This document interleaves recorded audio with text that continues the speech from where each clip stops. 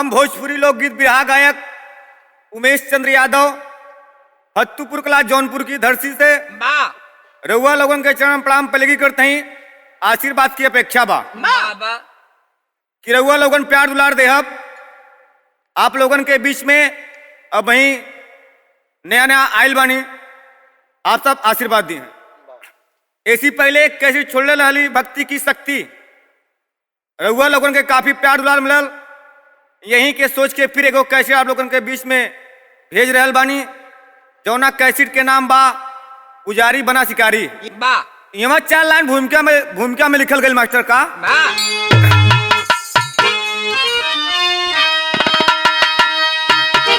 कि आस की आड़ में सांस लेता रहा, खेला खेले जगत में वह बनकर मदारी, अघोरी पंथ का वह साधक बना, जीतता दिल व सब कर का बन के पुजारी। कैसा शैतान हैवान हुआ तांत्रिक, मानव तन की बलि का वह बनकर शिकारी, कर दिया है अनर्थक ऐसा बड़ा, खा रहा है हवा जेल का अत्याचारी।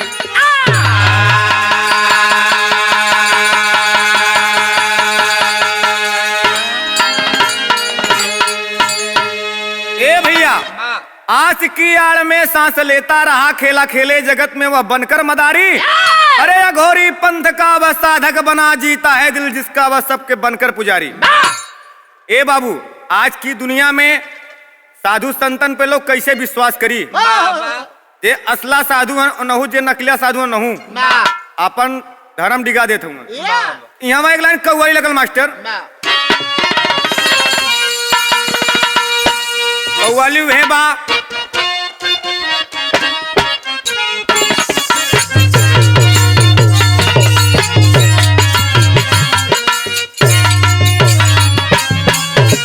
कौनो लड़का कौनो लड़की से प्यार करत रहल, धोखा मिलल तो कहले बा, का कहले बा भैया?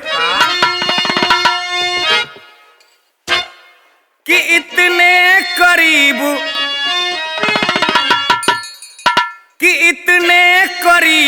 आके दगा दे गई मुझे, इतने करीब आके दगा दे गई मुझे, इतने करीब आके दगा दे, इतने करीब आके दगा दे गई मुझे,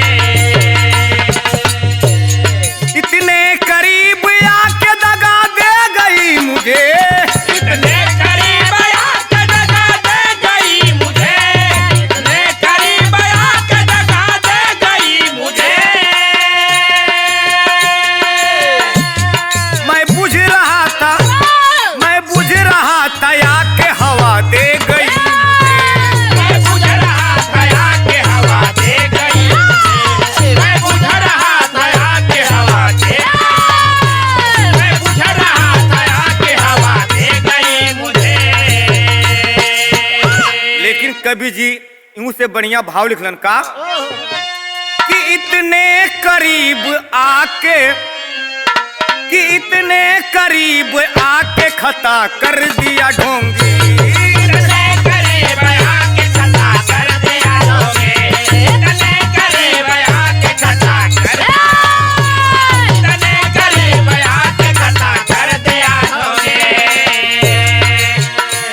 इतने करीब आके खता कर दिया ढोंगी, इतने करीब आके खता कर दिया लोगे, इतने करीब आके खता कर दिया लोगे। पापी बना है जाके दुख भर दिया ढोंगी, ए पापी बना है जाके दुख भर दिया लोगे, पापी बना है जाके दुख भर दिया, पापी बना है जाके दुख भर दिया लोगे। ए बाबू, ये दुनिया के दस्तूर बा ढोंगी जे भी होलन, पहले अपने करीब ऐसन बुलाई हैं कि जैसे कि बहुत बड़ा दयावान हुआ, लेकिन बाद में बाबूजी वही ढोंगी दुख का कारण बनते हैं। नजम के लाइन लगल मास्टर, कैसे कहानी हो कैसन।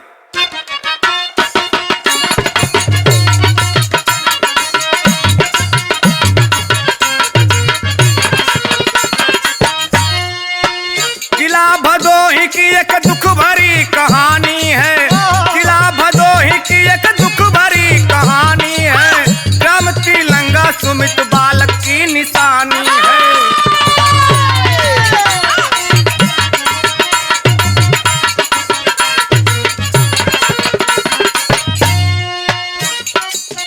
सुमित कुमार पुत्र प्रदीप का जो लाल रहा, सुमित कुमार पुत्र प्रदीप का जो लाल रहा, माई बाप का दुलारा वह खुशहाल रहा।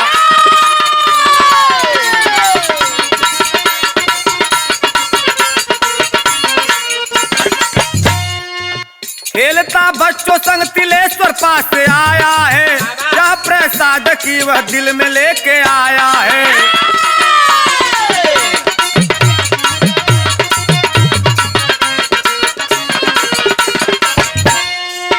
अघोरेश्वर आश्रम का ढोंगी एक पुजारी है, अघोरेश्वर आश्रम का ढोंगी एक पुजारी है, फैलाया माया जाल अपना अत्याचारी है।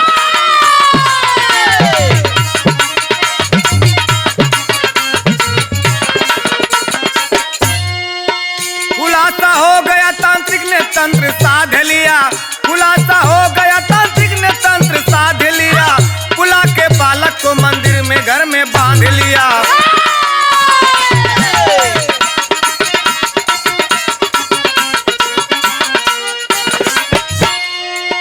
तंत्र साधना को आज मैं जगाऊंगा, तंत्र साधना को आज मैं जगाऊंगा, चढ़ाकर बलि बालक की दरस को मैं पाऊंगा।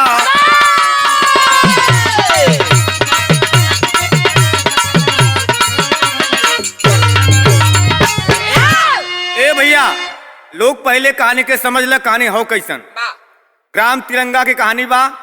भदोही जिला के एक बालक जेकर नाम सुमित बतावल गईल, प्रदीप के लड़किया रहल, माई बाप के इकलौता लड़का, बाबूजी एक ही लड़का था, दुलारा था वह। जब खेलते एक दिन की अचानक बात है, खेलते खेलते वह अघोरेश्वर आश्रम में गया।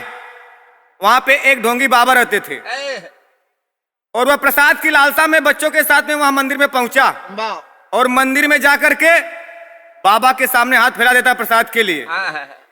तो बाबा जी सोच रहे ना ऐसा मौका अब ना मिली, अब भगवान के पावे के इच्छा दिल में जागल, सोचलन बालक के बल चढ़ा के, कहा है ना बालक के बल चढ़ा के हम भगवान के दर्शन पा ली।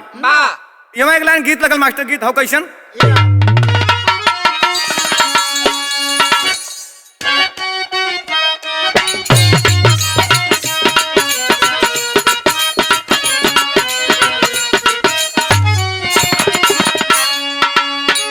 यह गीत की लाइन बा। कौनो लड़की कौनो लड़का से कहलस हमरे पास बड़ा जान मारे के सामान बा, तो लड़कवा पूछलस का है, बतावा था का बताता। गोरे गालावा पे गोदना हमार बा, बड़ा जान मार बा, बड़ा जान मार बा हो। गोरे गालावा पे गोदना हमार बा, बड़ा जान मार बा, बड़ा जान मार बा। गोरे गालावा पे गोदना हमार बा, बड़ा जान मार बा, बड़ा जान मार बा। ई तो लड़किया लड़कवा से कहलस, लेकिन प्रदीप के दुल्ही बाबा के दरबार में गइल, कहले बका कि बाबा दूर दिन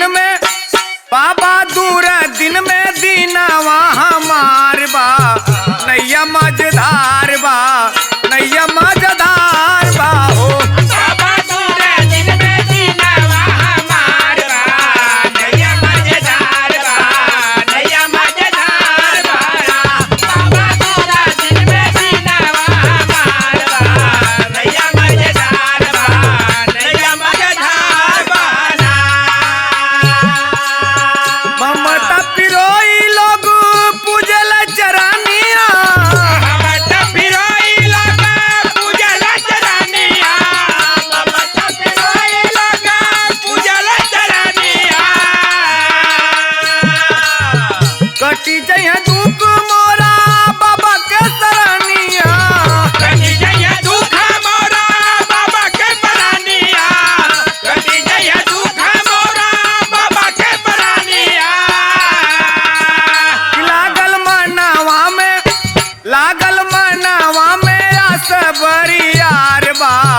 नैया मझधार बा, नैया मझधार बा हो।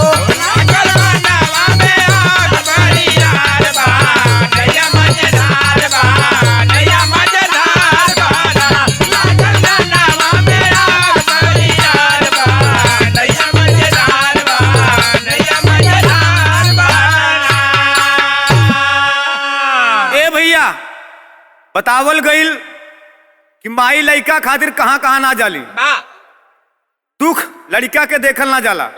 एक लाइन यहाँ गीत लगल मास्टर, पचरा के लाइन बा, लोग माई बहन गावेलिन का।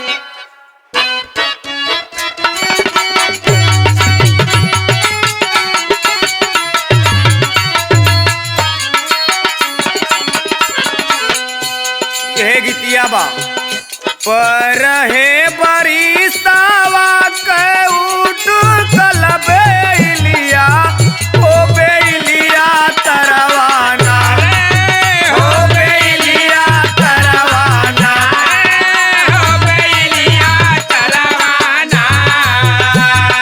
भैया मोर डाले ली बसेरवा, ओ बेलिया तरवाना।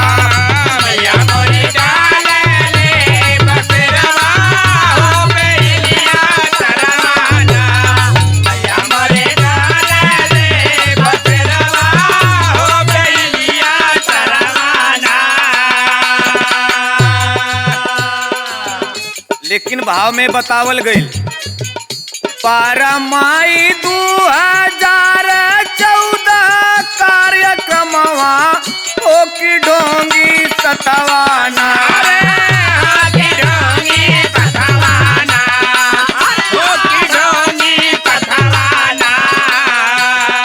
मंदिर तिलेश्वर के धमवा हो की ढोंगी सतवाना।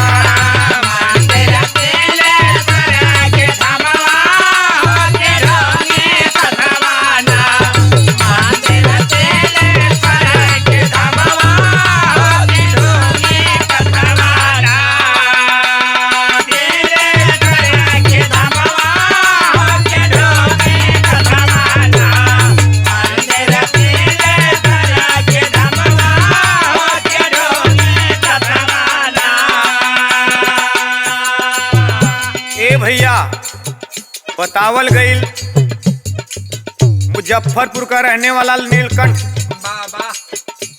नाम का ढोंगी, जेकर असला नाम उपेंद्राचार्य बताया गया बाबूजी, जिसके साथ में रविंद्र, शिवभुवन शर्मा, मतलब 5-6 आदमियों का गुट था। ये लोग मिलकर के ढोंग रचाते थे, ढोंग के अंदर कई कई तरह के गलत कारनामे करते थे। यहाँ बतावल गई, विदेशिया के लाइन लगल मास्टर,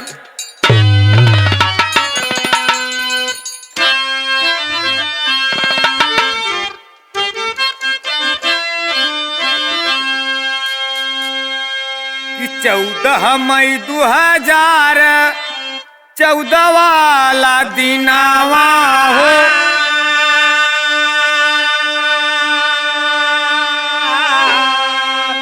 अल्लाह के उठाई लिहल बन के अत्याचारिया,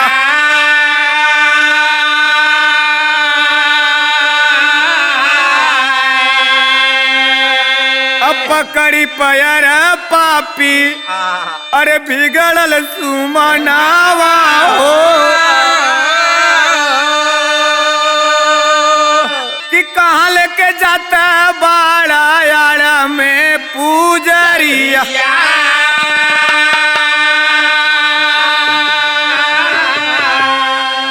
अघोरी सुनाए नाही लाल के बयानावा हो, सावन भादो बन बरसे लाल के नजरिया,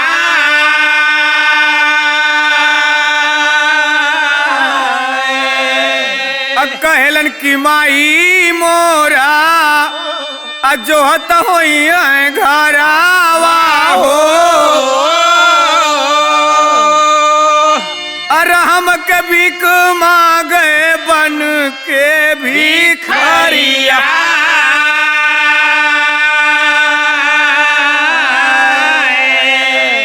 तनिको दर्दिया ना बुझे दुश्मनावा हो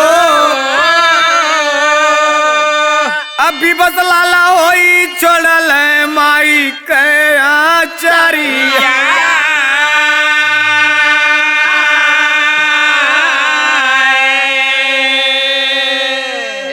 ए भैया 14 मई 2014 के दिन बा लड़के को जब पकड़ लेते हैं सन पंडा पुजारी लोग मिल करके तो लड़का गिड़गिड़ात बा बाबू कि बाबा जी आप हमको कहाँ लेके जाते हुआ बाबूजी लेकिन उस समय दरिंदा पापी सुना नहीं उस बात को तो गीत लगल मास्टर गीत वह बा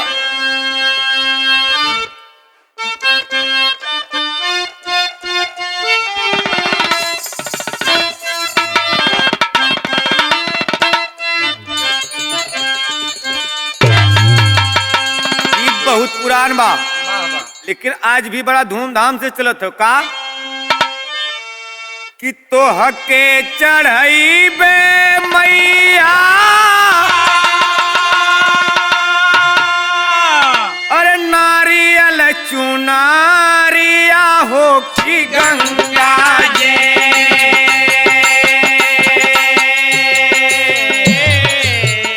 तो हके चढ़ई बे मैया नारियल चुनारिया हो की गंगा जे ओ जल नैया कैदा ओही पारवा हो की गंगा जे ओ जल नैया कैदा ओही पारवा हो की गंगा जे ओ जल नैया कैदा ओही पारवा हो की गंगा जे ए बाबू इतना गीत बा लेकिन कवि जी भाव कितना बढ़िया लिखलन का कहूँ से कोई ढूंढ के मतारी रोवता बाबूजी कहूँ से कोई ढूंढ के ला दे मोर लाला नवा हो नयनवा ढूंढे ओ नयनवा ढूंढे पड़े नाही माई के चयानवा हो नयनवा ढूंढे परे नाही माई के चयानवा हो नयनवा ढूंढे परे नाही माई के चयानवा हो नयनवा ढूंढे बचवा के खोजी कहाँ सोच में बमनावा बचवा के खोजी कहाँ सोच में बमनावा बचवा के खोजी कहाँ सोच में बमनावा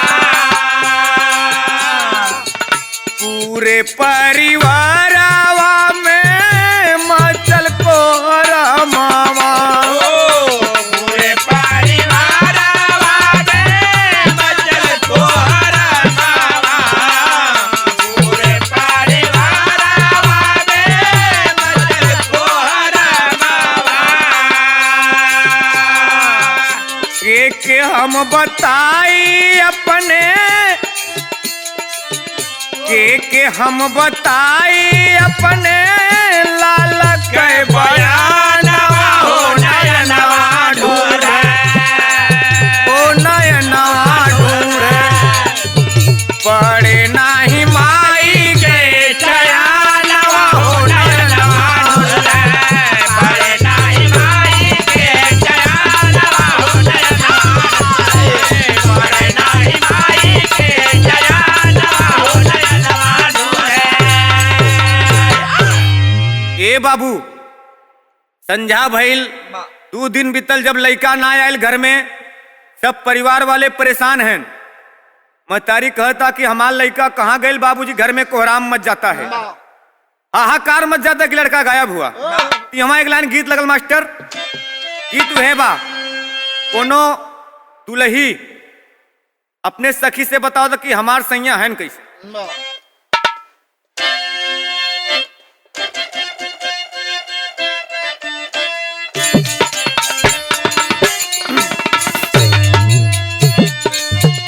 यह गीतिया के लाइन बा।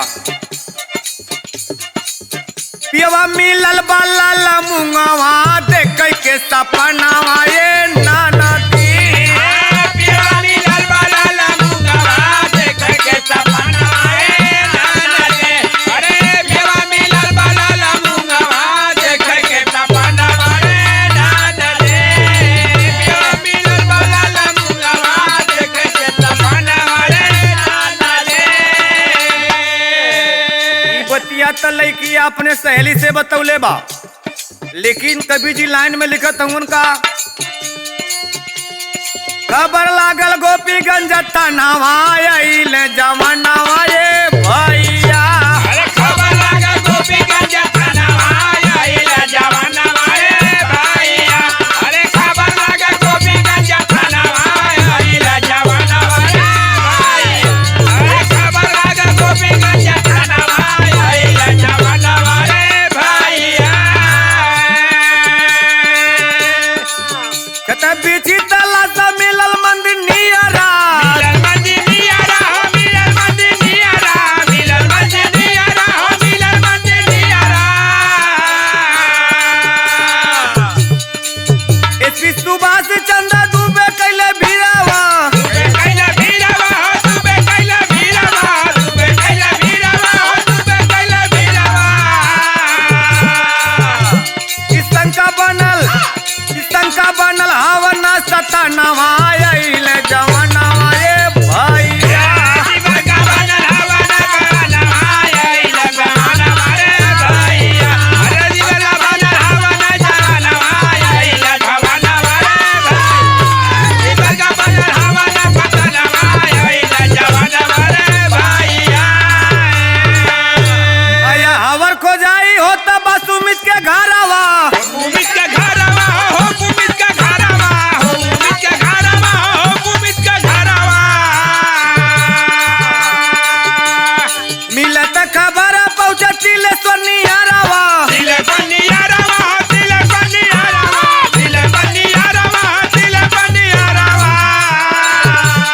देखते पहचाना ले लाला नवा आइल जवानावा ये भैया। जब तक आई आई ला ला ला ला आई ला जवानावा रे भैया। अरे जब तक आई आई ला ला ला ला आई ला जवानावा रे भैया।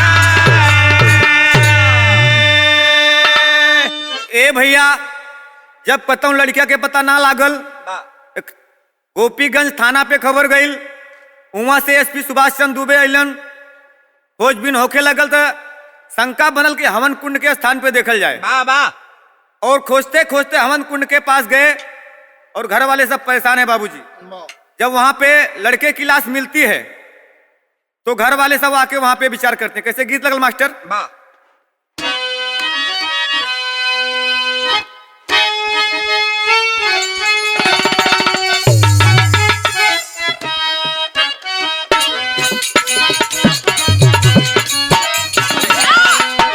ये गीत बा कि कोनो दुल्ही अपने मर्द के समझावता कि ससुर न रहबे नैहर। कि ससुर न रहबे नैहर। अरे जाइब हम जरूर होगी। मिलल बा शराबी सैया। मिलल बा शराबी सैया। नाश्तावे में चूर होगी। मिलल बा शराबी सैया। नाश्तावे में चूर होगी। मिलल बा शराबी सैया। इतना दुल्हिया कहता, लेकिन यहाँ घर वाले कहतन का कि केहू के बिगड़ली नहीं। कि केहू के बिगड़ली नहीं। अरे कवन बा कसूर हो कि मारल कवन लाल। मारल कवन लाल। कई के मजबूर हो के मारल कवन लाल। कई के मजबूर होके मारल कवन लाल। कई के मजबूर होके मारल कवन लाल। भैली छापे मारी तुरते आश्रम नगरिया। भैले छापनारी तुरते आश्रम नगरिया। भैले छापनारी तुरते आश्रम नगरिया। मिलल अवशेष जहाँ हार पसाड़िया। मिलल अवशेष जहाँ हार पसाड़िया। मिलल अवशेष जहाँ हार पसाड़िया। ए भैया, एसपी साहब जब वहाँ पे आते हैं, वहाँ की तहकीकात करते हैं, चेकअप कराते हैं, तो वहाँ पे बच्चे की हड्डी और पसली मिलती है बाबूजी। कहना पड़ा कैसे? अरे चेकिंग कराए एसपी, कि चेकिंग कराए एसपी। अरे हम न दूर हो की मरल कामन लाल मोरा, मरल कामन लाल मोरा, कैले मजबूर हो।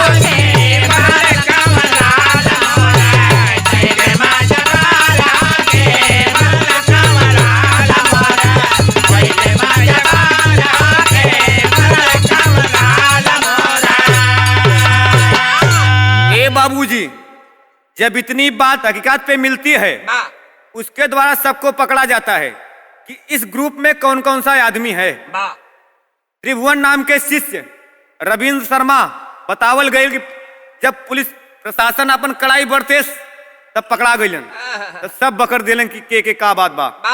एक लाइन यहाँ टेरी के लगल मास्टर, टेरी लगल।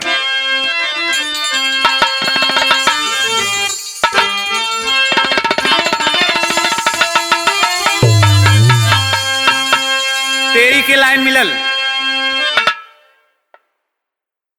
अरे राम कि कलेजा कांपे सुन के बतिया, कलेजा कांपे सुन के,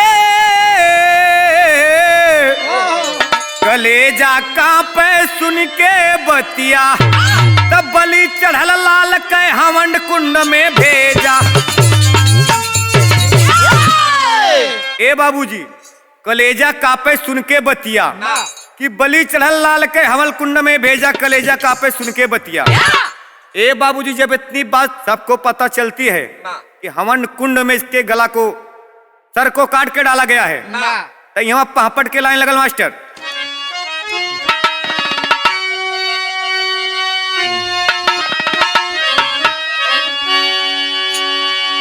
कि पुलिस प्रशासन पहुंचल दल दुआरवा मातम छावले बा। अरे सियरिन फेंके लागत बा या नरवा मातम छावले बा।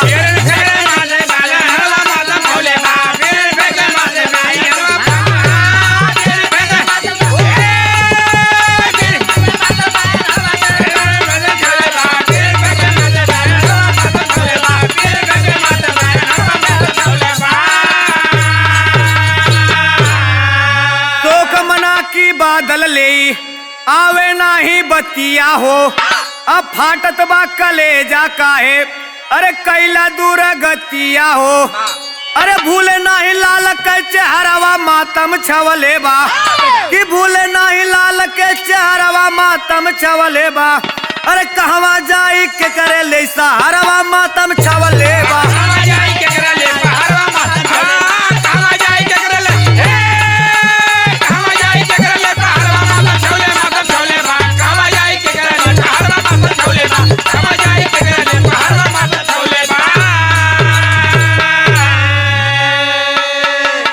भैया, जब पुलिस द्वारा पता चलता है तो छापेमारी में दरोगा जी प्रदीप के द्वारे गईलन।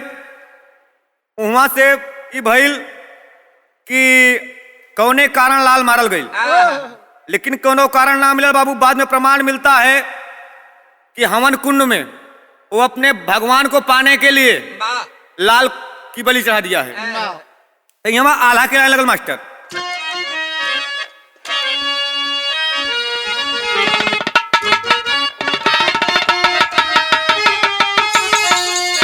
क्या बात है। अरे रोवेली मतारी,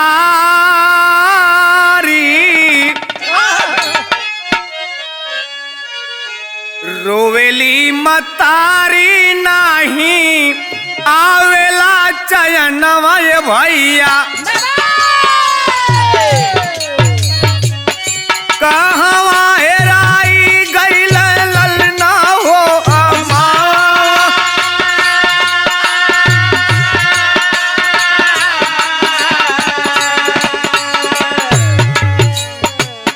कवने जन्म के बदला लिहल दुश्मनवा ये भैया,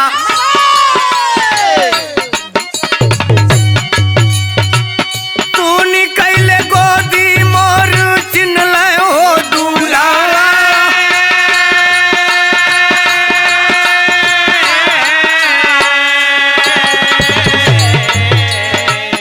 माई कई के हमके के बो लाइए बिहनवा ये बेटा,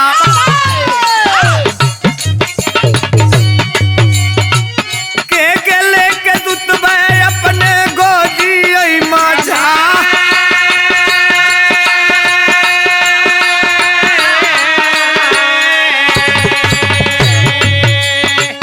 लाल लाल कही के गिरी गईली समनवा ये भैया, रोवेला प्रशासन बाहे या सुवन कैरा,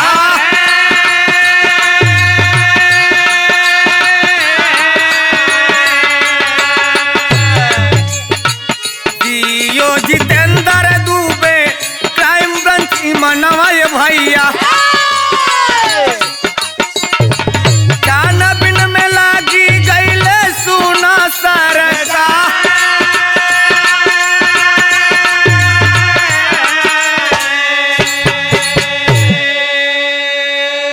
ए भैया महतारी बिलखत बा कि कौन हमसे इतनी बड़ी दुश्मनी रहल कि हमरे लड़का के बलि चढ़ा दिलन। बाबूजी सीओ जितेंद्र दुबे बहुत ही ईमानदार और नेक इंसान बताए गए, जो कि इस केस का छानबीन किए।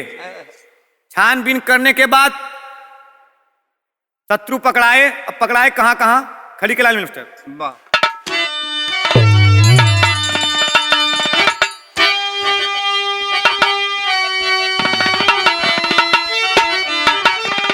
अरे पकड़ी तांत्रिक गईले जेल कनवा वही घड़ी,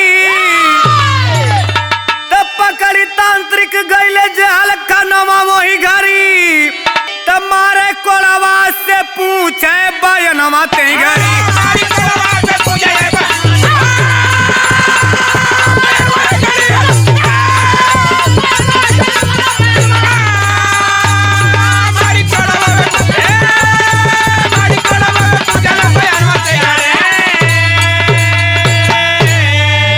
सच सच बतावा काहे कैला ऐसन कमावा हो, अकिया कबूल है तांत्रिक तब प्रशासन कैसा मनावा हो, तो कैसे बची बाबा लोग से भारत नगरी, तो के पे करी बिसवा सवा बतावा ये हरी,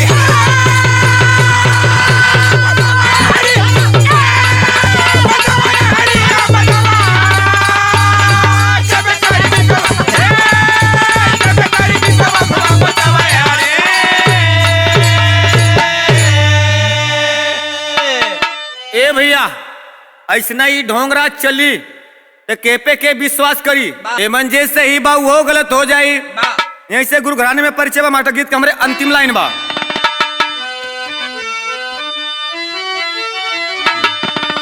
गुरु बिहारी रमन बेचन हुए स्वर्ग के वासी, श्यामा सीताराम भरत रघुबर है अब अभिलाषी,